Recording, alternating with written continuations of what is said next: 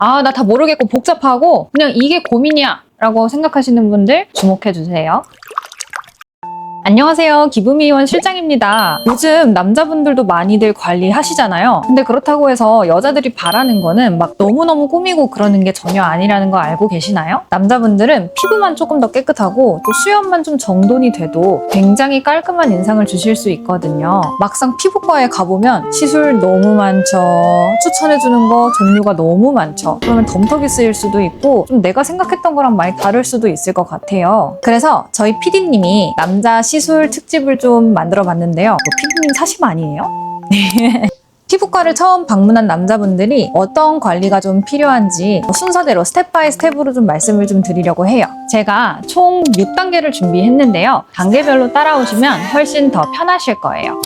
1단계, 어떤 시술이 중요하다기보다는 내 고민에 맞춰서 시술 플랜을 맞추는 게 좋기 때문에 내 고민을 먼저 파악하고 그에 알맞는 시술들을 보시는 게 훨씬 더 좋으실 것 같아요. 그래서 면도를 매일 하거나 모낭염이 좀 발생해서 여드름이 나는 게 고민인지, 아니면 거뭇거뭇한 수염 자국이 고민인지, 아니면 여드름 흉터라던가 아니면 모공이 좀 늘어나거나 그런 게 고민인지, 아니면 날렵하게 하고 싶은지, 이런 것들이 되게 다양한 종류가 있기 때문에 우선은 내가 어떤 쪽으로 개선을 원하는지를 고민해 보시는 게 좋을 것 같아요. 그리고 또 항목별로 굉장히 세분화되어 있는데요. 만약에 턱 라인이 조금 크다면 이게 근육 때문인지 아니면 지방 때문인지 복합적인 원인 때문인지 이거는 이제 자세한 상담을 통해서 좀 알아보셔야 될 것 같은데요. 피부과는 또 유행하는 시술들이 있어요. 그리고 여름철에 뭐 제모라던가 겨울철에 리프팅이라던가 이런 식으로 유행하는 게 좀 있기 때문에 원인을 먼저 분석하고 그거에 맞춰서 시술 플랜을 잡으시는 게 굉장히 중요하실 것 같아요.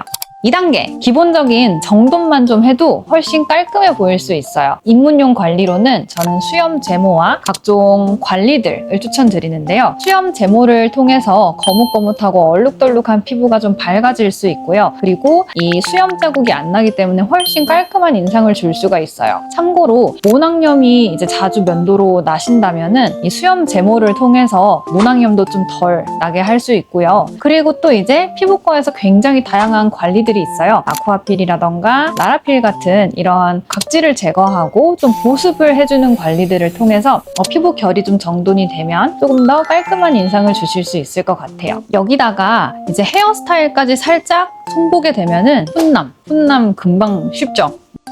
네, 3단계는 부담은 적으면서 또 만족감이 굉장히 높을 수 있는 관리를 추천드려요. 바로 저는 그게 보톡스라고 생각을 해요. 남성분들 특히 세 가지 근육이 좀 발달하시는데 인상을 쓰는 미간과 자각턱과 침샘이 좀 많이 고민이실 거예요. 미간 같은 경우는 주름을 예방하기 위해서 맞는 목적이 있고요. 조금 날렵한 턱선을 원하시면은 자각턱 보톡스라던가 침샘 보톡스를 통해서 굉장히 좀 슬림해진 그런 라인을 좀 볼 수 있고요. 다만 살이 있거나 그러신 분들은 조금 효과가 두드러지지 않을 수 있어요. 그래서 얼굴에 맞춰서 상담 후에 시술에 들어가는 게 제일 중요하시긴 할 것 같아요. 실장님 그럼 저는 어떤 거 하면 될까요? 조금 상담 시간이 좀 길어질 것 같은데요? 제가 좀 문제가 좀 많나 보네요. 4단계, 한 번 하고 끝내는 것들과 꾸준히 해야 될 것들을 좀 구분해 보시는 것도 좋을 것 같아요. 제모도 하고 각질도 좀 제거하면서 피부 상태가 좀 좋아졌는데 이제는 조금 집에서 케어를 하시는 것도 굉장히 중요할 것 같아요. 왜냐면 피부과에서 한 번 이렇게 한다고 좋아지는 게 아니잖아요. 사실 피부는 습관에서 완성되는 거거든요. 그렇기 때문에 저는 우선 홈케어로 자극이 좀 적게 하는 세안이라던가 나에게 맞는 세안제를 쓰고 보습을 충분히 잘 해주시고 가장 중요한 건 외출 전 선크림, 자외선 차단을 좀 잘 해주시는 게 이런 습관들이 꾸준히 쌓여서 또 피부 상태를 좋게 하기 때문에 홈케어들도 좀 잘 병행해주시는 게 좋을 것 같아요. 그리고 요즘 지나다니다 보면은 양산 쓰신 남성분들도 되게 많이 있더라고요. 그만큼 요즘 남자들도 케어에 진심이에요. 뒤처질 순 없는 것 같아요.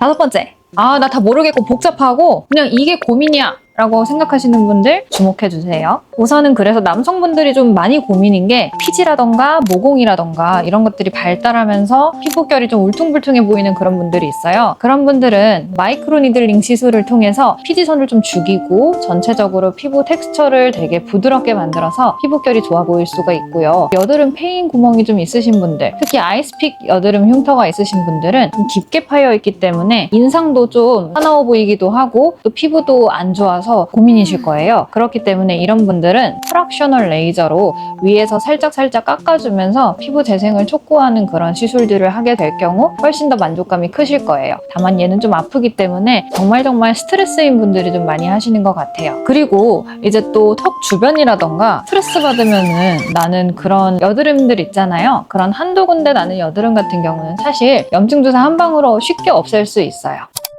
6단계는 사실 너무 쉬워요.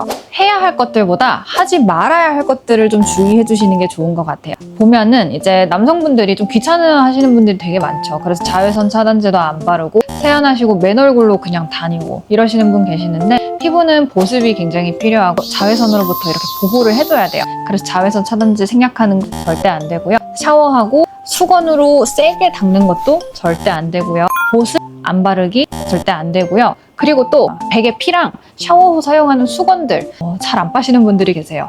이런 것들은 또 굉장히 바이러스라던가 세균들이 증식하기 좋기 때문에 무조건 2주에 한 번씩은 좀 빨아주시면 너무 감사할 것 같고요. 여드름이 났다고 집에서 막 압출하는 행위 이런 것들은 더 2차 감염이 생길 수도 있고 흉터가 깊게 발생할 수 있어요. 그렇기 때문에 여드름이 났을 때는 차라리 모른 척 하세요. 그게 더 나을 것 같아요. 이제 밤에 통화할 때 휴대전화 더럽잖아요. 휴대전화를 바로 피부에 대는 것도 사실은 좋진 않아요. 그래서 하루에 한 번씩은 좀 알코올 수압으로 닦아주시는 것도 굉장히 피부에 도움이 될 것 같아요. 네, 오늘은 남자분들이 피부과에 갔을 때 어떤 순서로 관리를 받으면 좋을지에 대해서 이야기를 해봤는데요. 남성분들 좋다고 이만큼 한 번에 받지 마시고요. 단계별로 나한테 필요한 거 하나씩 맞춰서 해보시면 훨씬 더 좋으실 것 같아요. 그럼 다음 시간에 만나요. 바이바이.